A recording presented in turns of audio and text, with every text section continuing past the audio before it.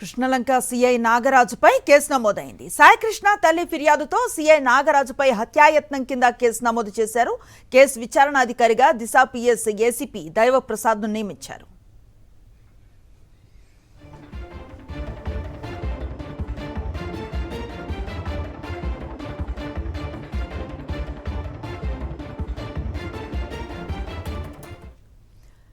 ఇందుకు సంబంధించిన complete details అందిస్తారు మా కరెస్పాండెంట్ సురేందర్, అందుబాటులో ఉన్నారు. సురేందర్, చెప్పండి, ఒక కీలక ముందడుగుగా కనిపిస్తోంది నాగరాజుపై కంప్లైంట్ నమోదవటం అనేది.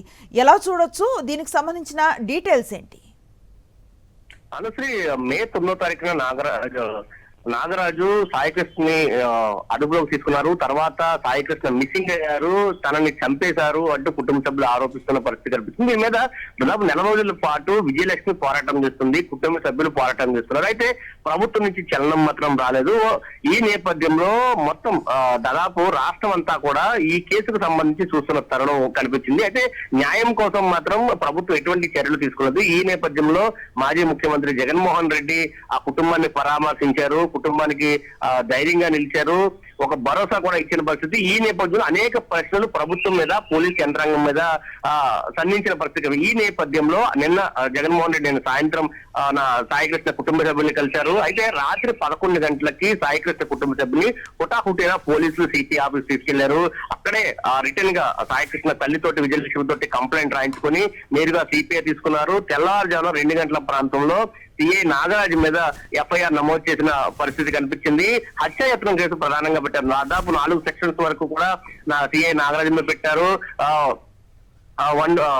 126 ఒకటి, అదేవిధంగా 127, 103, 238 సెక్షన్స్ పెట్టారు. దీని ప్రకారంగా ఈ సెక్షన్స్ కనుక చూస్తే కనుక మనం ఒకటి అక్రమంగా నిర్బంధించడం, అంటే ఎవరినైనా తీసుకొచ్చినప్పుడు అక్రమంగా నిర్బంధించడం ఒకటి, మరొకటి 10 రోజుల పాటు ఎక్కడిగా సమాచారం లేకుండా రహస్య ప్రదేశంలో నిర్బంధించడం 2 పెట్టారు. దాంతో పాటు హత్యాయత్నం కేసును కూడా నమోదు చేసిన పరిస్థితి. మరొక పక్క నేరస్తులకు సంబంధించి ఏదైతే సాక్ష్యాలు ఉన్నాయో ఆ సాక్ష్యాలన్నింటినీ కూడా మిస్లీడ్ చేశారు, సాక్ష్యాలన్నింటినీ కూడా పక్కదారి పట్టించారంటూ కేసు పెట్టారు. ఈ ప్రకారంగా చూసుకుంటే హత్యాయత్నం కేసు దాదాపు నాన్ బెయిలబుల్ కేసుగా ఉంది. మరొక కేసు దాదాపు 10 ఏళ్ల పాటు శిక్ష పడే అవకాశం ఉంది.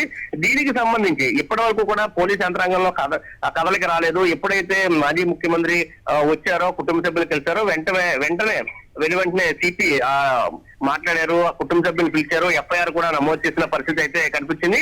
నాగరాజును కూడా అరెస్ట్ చేసే అవకాశం అయితే కనిపిస్తుంది. ఇప్పటికే నాగరాజుకు సంబంధించి ఎక్కడున్నాడనే గాలింపు అయితే పోలీసు యంత్రాంగం చేస్తుంది. దాంతోపాటు ఒక్క నాగరాజే కాదు, ఈ కేసులో మరికొంతమంది ఉన్నారు. ఆ కానిస్టేబుల్స్ మీద కూడా కేసు నమోదు చేయాలంటే కుటుంబ సభ్యులు అయితే కోరుతున్న పరిస్థితి అయితే మనకు కనిపిస్తుందని చెప్పాలి. అనుకుని రైట్, థ్యాంక్ యూ సురేంద్ర.